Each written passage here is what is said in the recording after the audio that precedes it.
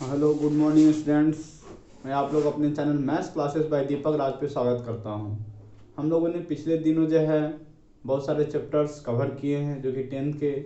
बस आपको 2 चैप्टर बचे हुए हैं। एक आपका जो रियल नंबर जिसको वास्तविक संख्या कहते हैं और एक आपका ज्योमेट्री है। और बाकी के जो भी चैप्टर्स है आपको सभी के सभी जो है प्लेलिस्ट में वीडियो पड़ा हुआ है, आप वहाँ से जाके देख सकते हैं। जो आपके एग्ज़ाम के लिए बहुत ज़्यादा इंपॉर्टेंट क्वेश्चन उसमें बताए गए हैं, जो आपके एग्ज़ाम में वो आने की बिल्कुल संभावना है, पूरी संभावना है आने की।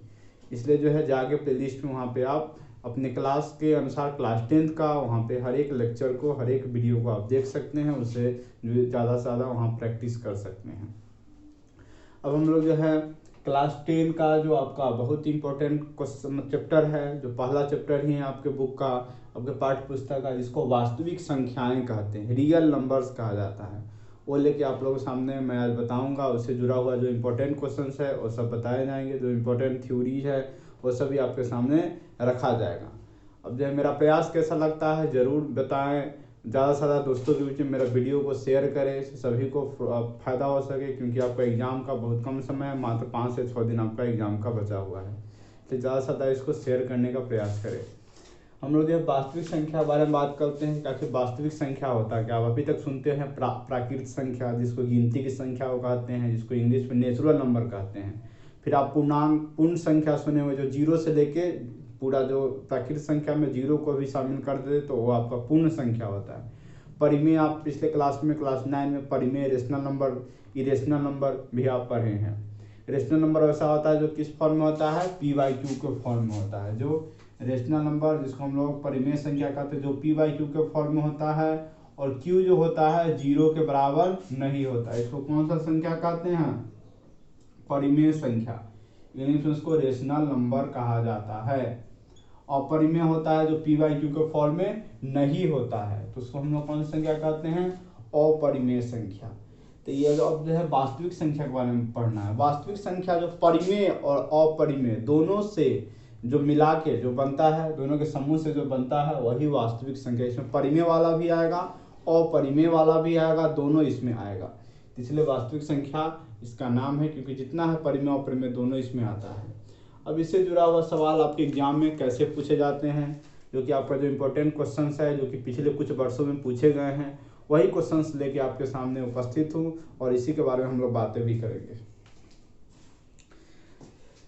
तो क्वेश्चंस जो है सबसे पहले कैसे पूछे जाते हैं उस पर हम लोग बातें करते हैं। कि आपका 1 नंबर में भी क्वेश्चन पूछे जाते हैं, 2 नंबर मतलब 2 मार्क्स के भी क्वेश्चंस आपसे पूछे जा सकते हैं। सबसे पहले जैसे क्वेश्चंस दिया होगा कि सबसे छोटी संयुक्त संख्या बताए, सबसे छोटी संयुक्त संख्या। अब हम लोग जानेंगे कि संयुक्त संख्या क्या होता है। कह रहा कि सबसे छोटी संयुक्त संख्या बताएं। तो संयुक्त संख्या को इंग्लिश में कंपोजिट नंबर कहा जाता है। संयुक्त संख्या को ही इंग्लिश में हम लोग कंपोजिट नंबर के नाम से जानते हैं।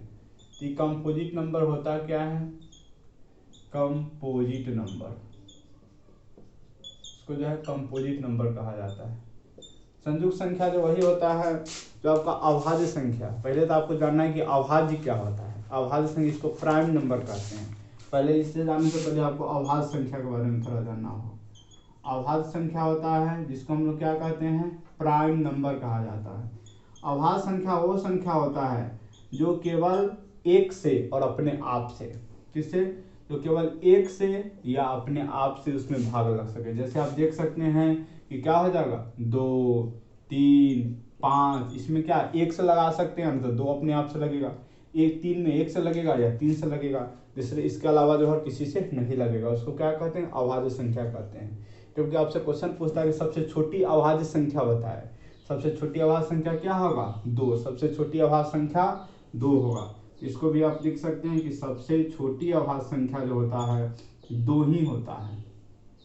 सबसे छोटी अभाज्य संख्या मतलब प्राइम नंबर्स, अभाज्य संख्या 2 होती है। सबसे छोटी अभाज्य संख्या 2 होती है।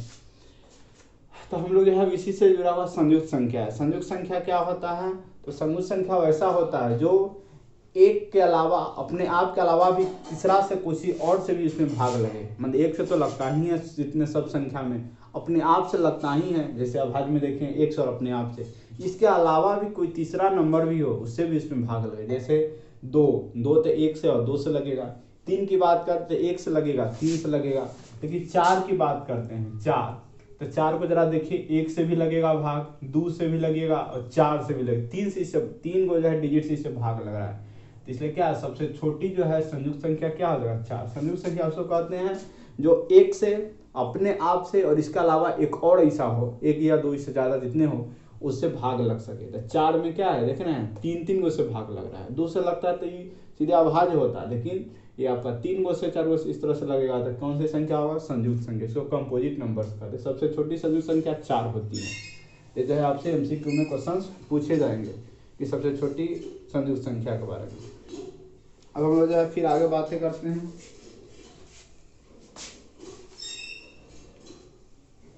आपको ये सब ध्यान रखना है, अभाज्य, संयुक्त, भाज्य, ये सब के बारे में मतलब जो है परिमेय संख्या, अपरिमेय संख्या, ये सब जो है कभी कभी आपसे एक नंबर में इतने आसान, जो कि आप पिछले क्लास में क्लास 6, 5 में इस समय पढ़े होइएगा। हर क्लास में सब जो है आता ही है, क्योंकि चैप्टर ही ऐसा है जो हर क्लास में सबसे पहला चैप्टर यही होता है। क्वेश्चन नंबर 2 है, कह रहा है कि दो संख्याओं के लौसल तथा मौसा बराबर है तो संख्या होगी। कह रहा है कि दो संख्या है, दो संख्या कौन है, दो संख्याओं के लौसा और मौसा। लौसा मतलब उसको एलसीएम कहते हैं और मौसा को हम लोग एचसीएफ कहते हैं। लौसा और मौसा बराबर है, लौसा और मौसा क्या है, बराबर है। बराबर है तो संख्याएं होगी। संख्याएं कैसा होगी आपसे पूछ रहा है कि कौन सी संख्या होगी, मतलब अभाज्य होगी या बराबर होगी या सहभाज्य होगी या संयुक्त होगी। पहला ऑप्शन दिया हुआ अभाज्य संख्या होगी, या दूसरा ऑप्शन है बराबर होगी, तीसरा ऑप्शन है संयुक्त होगी। आपको जो है इस तरह से ऑप्शन दिया हुआ है। कह रहा है कि लौसा और मौसा दोनों क्या है, बराबर है। तो देखिए जैसे कोई हम संख्या उठाते हैं, दो वो संख्या जो कि क्या है, मतलब दो, एक और उठाते हैं दो, इसका आप लौसा निकालिए, मतलब एलसीएम निकालिए। एलसीएम कितना होगा, दो होगा। एचसीएफ निकालिए, वो भी क्या होगा, दो होगा। तो कब होता है, जब दोनों संख्या आपस में बराबर होगी, दो दो की जगह तभी एलसीएम में से। लेकिन अगर कोई और तीसरा लेते, जैसे मान लीजिए एक दो लेते या एक चार लेते, इसका एलसीएम क्या हो जाता, इसका एलसीएम 4 हो जाता और एचसीएफ क्या होता, एचसीएफ 2 होता। देख रहे दोनों, लेकिन कह रहा है कि लौसा और मौसा दोनों बराबर हो। दोनों बराबर कब हुआ, तब दोनों संख्या आपस में बराबर हुई है। ऑप्शन कौन हो जाएगा, बराबर। इस तरह से आप इसको समझ सकते हैं। फिर हम लोग जो है अब अगला चलते हैं टर्म पे। इसमें जो सहभाज्य की बात, अब जो है अभी तो अभाज्य पढ़े, अब सहभाज्य क्या होता है। संयुक्त पढ़ लिए, अभाज्य संख्या पढ़ लिए, लौसा मौसा बराबर होगा तब क्या होगा, संख्या जब बराबर होगी तभी होगी। अब हम लोग सहभाज्य की बात करते हैं, जिसको को प्राइम भी कहा जाता है इंग्लिश में, को प्राइम नंबर, सहभाज्य संख्याएं। तो कह रहा है कि कौन सा युग्म सहभाज्य है, यहाँ पे दिया हुआ क्वेश्चन में कौन सा युग्म सहभाज्य, ऑप्शन दिया हुआ है सहअभाज्य। कौन सा युग्म सह अभाज्य है, ठीक है, यही आपका दिया। ऑप्शन दिया है 9, 16, दूसरा ऑप्शन है 15, 20, तीसरा ऑप्शन है 13, 65। मैंने 3 को ऑप्शन दिया होता था। इसमें सहभाज्य, तो आपको ध्यान रखना, पहले सहभाज्य संख्या किसको कहते हैं उसको पहले ध्यान दीजिए। सहभाज्य संख्या उसको कहते हैं जब कोई भी संख्या, दो संख्या का मौसा क्या होता है, एक होता है। जब कोई भी दो संख्या का मौसा अगर एक होता है तो उसको हम लोग क्या कहते हैं, सहअभाज्य संख्या कहते हैं। फिर दो संख्या निकाल लीजिए, देखिए जिसका मौसा क्या होना चाहिए, एक होना चाहिए। तो पहले हम 9, 16 की बात करते हैं। 9, 16 का आप मौसा निकालिएगा, तो 9, 16 का मौसा क्या होगा, एक होगा। आप लोगों को मौसा निकालना जानते होइएगा। इसका मौसा जो है क्या होगा, सहभाज्य संख्या जो है इसका मौसा जो है एक होगा। इसका मौसा आप निकालेगा तो इसका मौसा क्या होगा 5 होगा, इसका मौसा निकालेगा कितना होगा 13 होगा। तो इस तरह से आप इसका मौसा निकाल के आपको पहले देखना होगा। सहअभाज्य का मौसा क्या होना चाहिए, सहअभाज्य का मौसा जो है 1 होना चाहिए, मौसा जो है हमेशा 1 होना चाहिए, तो सहअभाज्य कहलाएगा। देखिए इस दोनों का मौसा क्या हो रहा था 1 हो रहा था, इसलिए सहअभाज्य संख्या कौन हो जाएगा 9 16। सहअभाज्य बोलेगा मौसा आपको चेक करना होगा, जिसका 1 होगा वही उसका आंसर होगा, लेकिन इस सबका नहीं हो रहा था, इसलिए जो है आपका ऑप्शन ए सही हुआ है। फिर हम लोग नेक्स्ट चलते हैं क्वेश्चंस पे। एक क्वेश्चन जो आपसे पूछा गया था, कहता है यदि x एक विषम पूर्णांक है, कहता है कि यदि x एक विषम, यदि x एक विषम पूर्णांक है, कैसा है विषम है, सम विषम जानते हो 2 से भाग लगता है उसको सम कहते हैं, जो जिसमें 2 से भाग नहीं लगता है उसको विषम कहते हैं। और पूर्णांक है तो दर्शाएं कि क्या दर्शाए हैं, मतलब दर्शाएं कि x स्क्वायर माइनस 1 8 से विभाज्य है, 8 से विभाज्य, आपको यही दर्शाना है कि 8 से विभाज्य है कि नहीं है। तो क्या कह रहा है, x एक विषम पूर्णांक संख्या कह रहा है। देखिए x विषम पूर्णांक संख्या क्या होगा, x जब विषम मतलब जो 2 से भाग नहीं लगे, पूर्णांक तो होगा जो कि गिनती संख्या में आएगा लेकिन 2 से भाग नहीं होगा। तो पहला क्या मान सकते हैं 3, क्योंकि 3 पहला संख्या क्या हो जाएगा, लेते हैं 3, x का मान क्या मान लिए 3। अब यहाँ पे x स्क्वायर माइनस 1 है, क्या है x स्क्वायर माइनस 1, तो यहाँ पे क्या रखना है 3 स्क्वायर माइनस 1, कितना आएगा 8 आएगा। तो कह रहा है कि 8 से विभाजित, देखिए 8 जो है 8 से विभाजित होगा कि नहीं होगा, बिल्कुल होगा। तो इसलिए जो लिखिएगा कि x बराबर मतलब क्या आएगा x square minus 1 is equal to 8, मतलब 8 बराबर 8 क्या हो गया आपका जब सिद्ध हो गया। तो इस तरह से इसको आप दिखा सकते हैं। x का मान क्या रखें 3, क्योंकि विषम रखना 3 रखे, x स्क्वायर माइनस 1, x के जगह पे 3 स्क्वायर माइनस 1 जो कि 8 आया, तो आपका x स्क्वायर माइनस 1 का मान कितना आ गया 8 आ गया, क्योंकि 8 से विभाजित कह ही रहा था, तो 8 से 8 क्या लगेगा भाग विभाज्य हो जाएगा, इसलिए आपका जो आंसर जो है इस तरह से आपको दर्शा देना है। और जो है नेक्स्ट क्वेश्चन पे चलते हैं। अब लौसा अभाज्य गुणनखंड विधि से कैसे हल करें, इसकी हम लोग बातें करते हैं। कभी कभी जो क्वेश्चन आपसे पूछ देता है, कभी कभी सरलतम रूप भी पूछ देता है, बहुत आसान होता है सरलतम रूप निकालना। आपको दे देगा क्वेश्चन और इसको जो है कहेगा इसका सरलतम रूप है, जो आप बहुत पिछले क्लास में इसके बारे में आप पढ़ चुके हैं। जैसे दिया हुआ है 92/115 का सरलतम रूप, सरलतम सिंपलेस्ट फॉर्म को कहते हैं, सरलतम रूप होगा, सरलतम को इंग्लिश में सिंपलेस्ट कहा जाता है। अब 92/115 का सिंपलेस्ट क्या होगा, तो देखिए इसको अगर नहीं समझ में आया तो इसका मौसा निकाल लीजिए पहले, मौसा, इसका मौसा निकाल लीजिए 92 और 115, पहले मौसा निकाल लेना है। मौसा आप कैसे निकालिएगा, तो मौसा आप गुणनखंड विधि से भी निकाल सकते हैं या भाग दे के भी निकाल सकते हैं।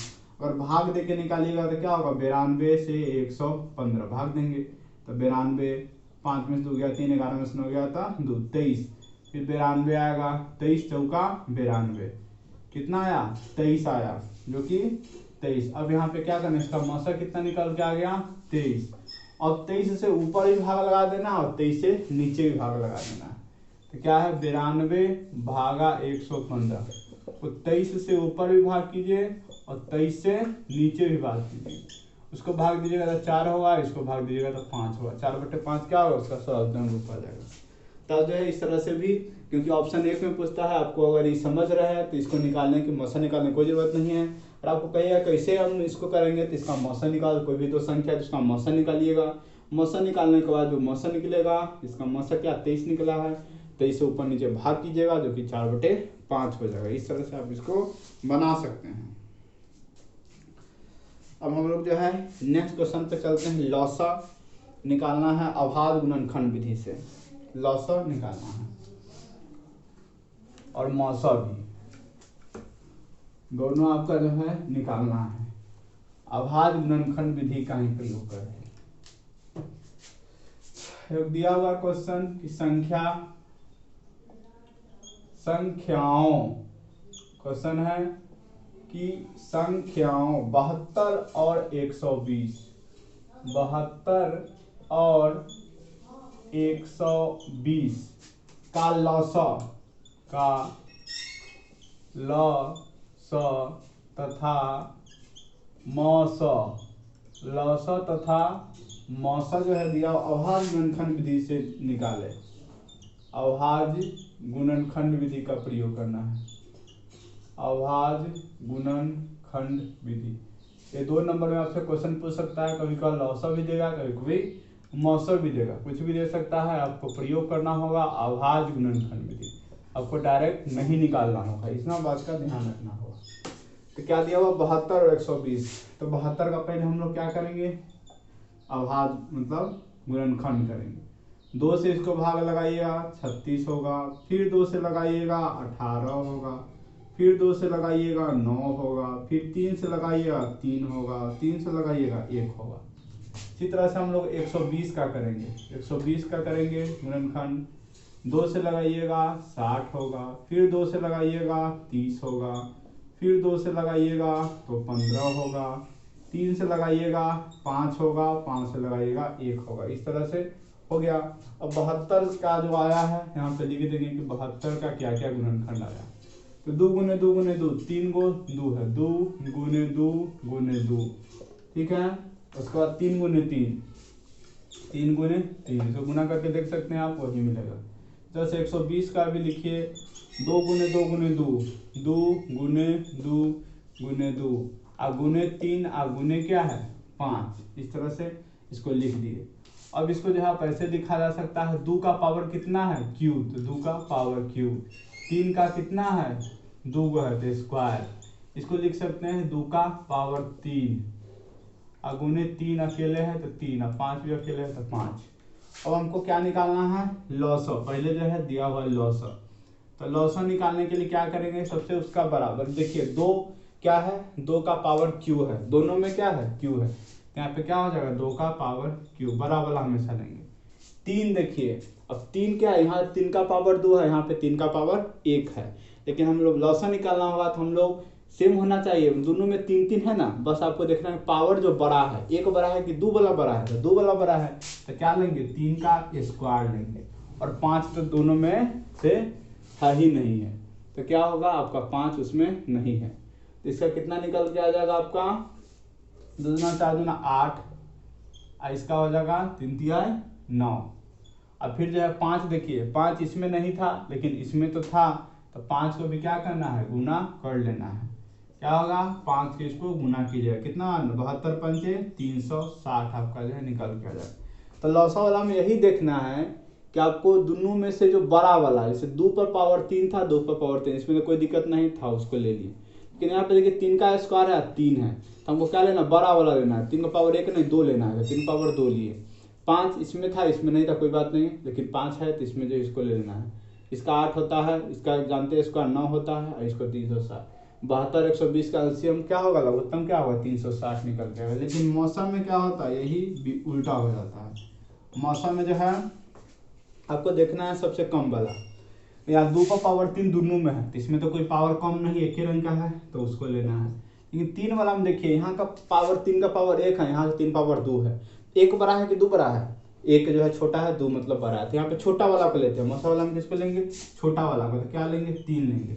और 5 जो है एक ही गुम है, इसमें नहीं है 5, तो 5 को नहीं लेंगे। 5 को कब लेते, जब उसमें भी 5 होता तब ये 5 को लेते हैं, तो उसमें 5 नहीं है तो आपको क्या होगा यही, तो 2 दूना 4 दूना 8 होता है, और 8 गुने 3 कितना होगा 24 होगा। तो आपका मौसा कितना निकल के आ गया 24 निकल के आ गया, तो मौसा जो हो गया 24 हो गया, लौसा क्या होगा 360। लौसा वाला में बड़ा वाले को लेते हैं, मौसा वाला में कम वाले को लेते हैं, बस यही ध्यान रखना है, यही लौसा और मौसा है। तो इस तरह से आप गुणनखंड करके इसको निकाल सकते हैं। अब हम लोग जो है अगले क्वेश्चन पे बातें करते हैं।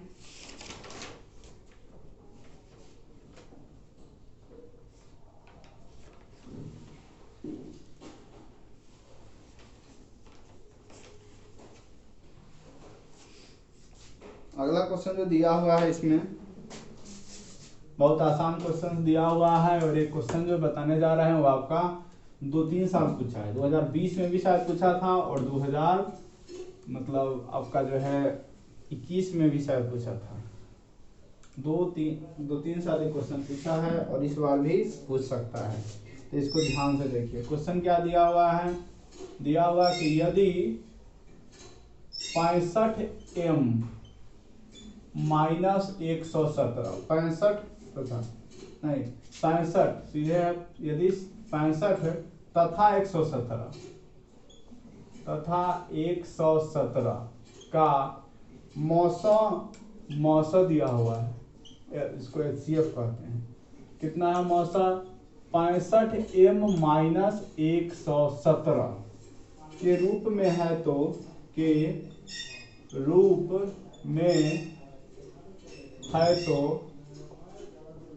में है तो m बराबर क्या होगा आपका? इस तरह से क्वेश्चन पूछा था कि यदि 65 17 का मौसा दिया हुआ है 65 माइनस 17 तो उसका रूप में तो m बराबर क्या होगा। तो इसको जो है यहाँ पे रखना है।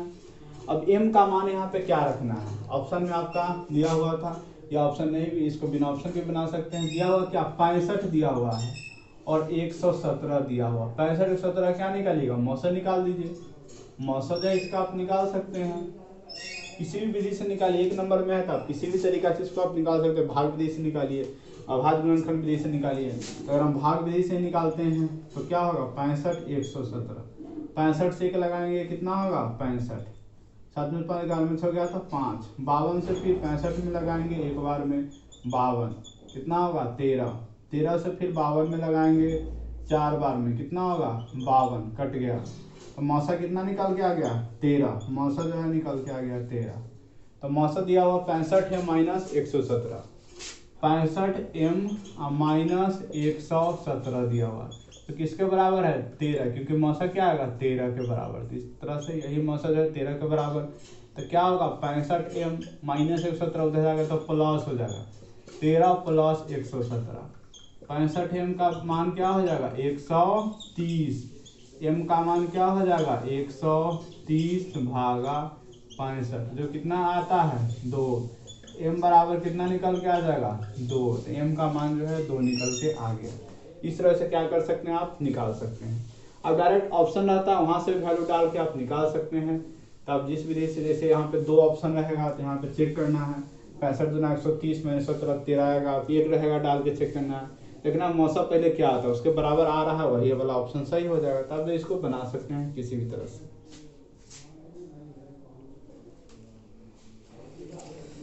तो हम जो है अगले क्वेश्चन पे चलते हैं।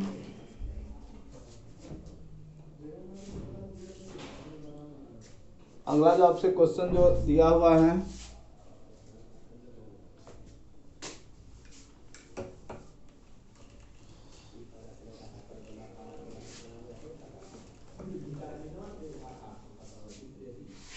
अगला जो आपका क्वेश्चन दिया हुआ कह रहा है कि मौसा वाला ही है क्वेश्चन कि यदि ए का मान दिया हुआ है 3 का क्यूब गुने 5 का स्क्वायर गुने 2 का स्क्वायर। अब बी का मान दिया हुआ है 3 का स्क्वायर गुने 5 और गुने 2। तब से बोला मौसा बताइए, मौसा बताइए। तो जस्ट बताया है, उसी तरह से इसको बनाना है। मौसा निकाला। सबसे पहले किसको देखते हैं? पावर दोनों में होना चाहिए डिजिट, लेकिन पावर छोटा होना। देखिए 3 दोनों में है तो छोटा को 2 है कि 3, 2 छोटा है तो यहाँ पे क्या लेंगे? 3 का पावर 2। 5 दोनों में है लेकिन यहाँ 1 है यहाँ 2 है तो क्या छोटा होगा? 5, तो 5। 2 दोनों में है लेकिन छोटा क्या? ये वाला 1 है कि 2 है? तो 1 है, यहाँ पे 2। 3 का स्क्वायर 9 गुने 5 और गुने 2 कितना होता है? 45 90। और मौसा कितना निकालेगा? 90। वही HCF लौसा का था। अगर आपसे यही क्वेश्चन का अगर लौसा बोलता जो आपको बताए ही है, तो लौसा क्या होता? 3 का क्यूब क्योंकि बड़ा वाला लेते, 5 का स्क्वायर लेते क्योंकि बड़ा वाला लेते, फिर इसी तरह से 2 का स्क्वायर लेते। इसको गुना जो करते वही क्या होता है? उसका जो है लौसा निकल गया 25 और गुने 4। इस सबको जो गुना करके आता वही क्या होता? 2700, जो कि लौसा निकल गया। इस तरह से लौसा जो है बताए ही है, जो इस तरह से आप इसको बना सकते हैं। फिर हम लोग बातें करते हैं अगला। कभी कभी जो है अभाज्य संख्या देता है, कहता है उसका मौसा बताइए। कोई भी अभाज्य संख्या का मौसा हमेशा एक होता है, और अभाज्य संख्या दिया रहता है तो उसका मौसा हमेशा क्या होता है, एक होता है। आप लोग जानते होइएगा। जैसे यहाँ पे लिख लीजिए अभाज्य संख्याओं, अभाज्य संख्याओं का मौसा एक क्या होता है, एक होगा। अभाज्य संख्याओं का मौसा क्या होगा, एक होगा। इसलिए कि अभाज्य संख्या क्या है, 2 3, इसका आप मौसा जरा निकालिए, मौसा क्या होगा, हमेशा एक होगा। 2 3 का मौसा क्या होगा, किस तरह से अभाज्य संख्या का मौसा हमेशा एक होता है। तो आसान है। फिर हम लोग जो आगे बातें करते हैं।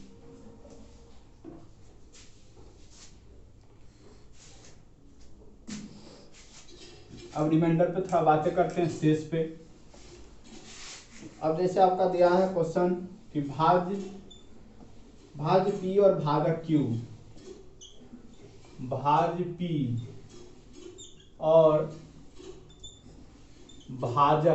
भाजक जानते हैं, भाजक q के लिए, भाज्य p और भाजक q के लिए p बराबर qx प्लस r में शेषफल कहता है, शेषफल r के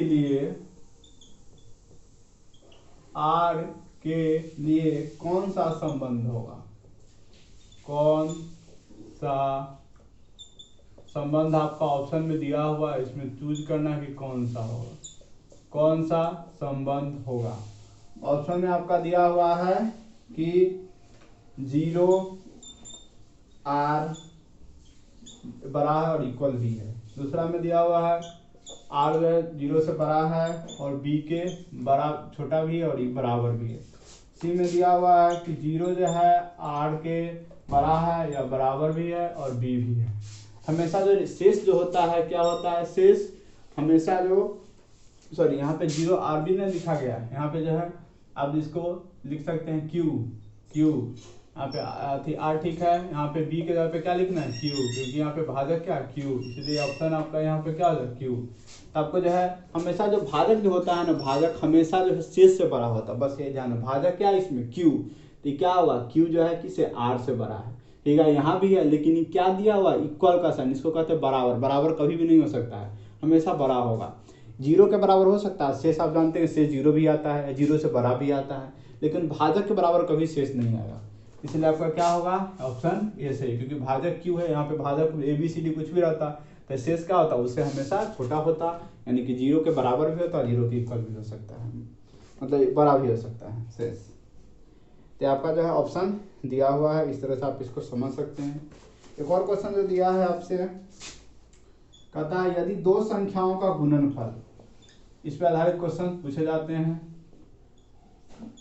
यदि 2 संख्याओं का गुणनफल दिया हुआ कि यदि 2 संख्याओं का गुणनफल 33 327 है, 33 और 327 है, तथा लिख लीजिए 2 संख्या गुणनफल 33 तथा 327 है, तो है एवं उनका मौसा इसको HCF कहते हैं 23 है, क्या है, 23 है, तो लौसा होगा। तो आपसे जो है पूछ रहा है लौसा बताइए, मतलब लौसा आपसे पूछ रहा है। तो हमेशा ध्यान रखना है कि 2 संख्याओं का जो गुणनफल होता है वो लौसा गुने मौसा होता है।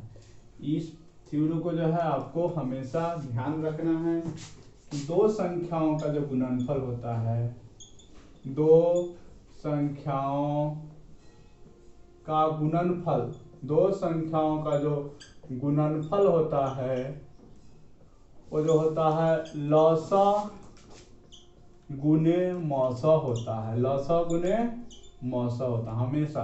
इस बात को हमेशा आपको ध्यान रखना है, इस पर आधारित क्वेश्चन जरूर रहेंगे। तो दो संख्या यहाँ पे दिया हुआ है, दो संख्या गुणनफल जो है यहाँ पे नहीं, यहाँ पे जो आपको क्या दो संख्या दिया हुआ है। क्वेश्चन जो है थोड़ा इसको सुधार लीजिए, दो संख्या, इसको जो है क्वेश्चन को थोड़ा आप लोग सुधार सकते हैं। यदि दो संख्याओं 33 दिया हुआ था, 33 तथा 327, 33 तथा 327 है, तो उनका मौसा जो है दिया हुआ था लौसा। दो संख्या दिया हुआ, वो 33 है, वो 327 दिया हुआ, कहता है उसका मौसा जो है 23 है, तो लौसा क्या होता है। पढ़े दो संख्या गुणनफल, दोनों क्या करना है, गुना करना है। तो क्या होगा, दोनों का गुना, गुणनफल मतलब गुना करना। 33 को 327 से क्या करेंगे, गुना, किसके बराबर है, लौसा गुने मौसा। लौसा आपको निकालना ही है, यहाँ पे लिख देंगे लौसा। अब मौसा के जगह पे क्या है, 23 है, तो मौसा के जगह पे क्या लिखेंगे, 23 लिखेंगे। इस तरह से हो गया। तो क्या होगा, लौसा बराबर क्या हो जाएगा, लौसा, लौसा बराबर हो जाएगा 33 गुने 327, 327, अब भागा 23, भागा क्या होगा 23, 23 इसको काट दीजिएगा, वही आपका जो है, इसको गुना कीजिएगा, 23 से भाग दीजिएगा, वही निकलेगा आंसर।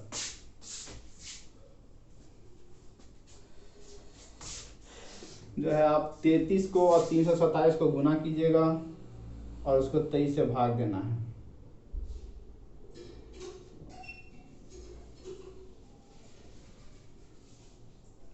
तैंतीस को 327 को जब गुना कीजिएगा तो 10,791 आएगा, 10,791, और उसको देना है 23 से भाग।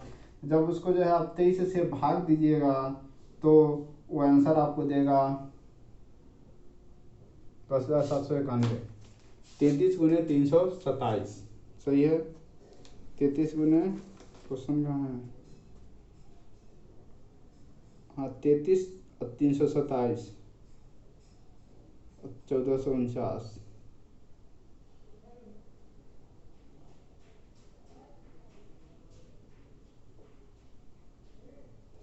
तैंतीस को और 327 को जो गुना करने पे 10,791, 10,791 को जब हम लोग 23 से भाग देंगे तो आपका ये आ रहा है 469।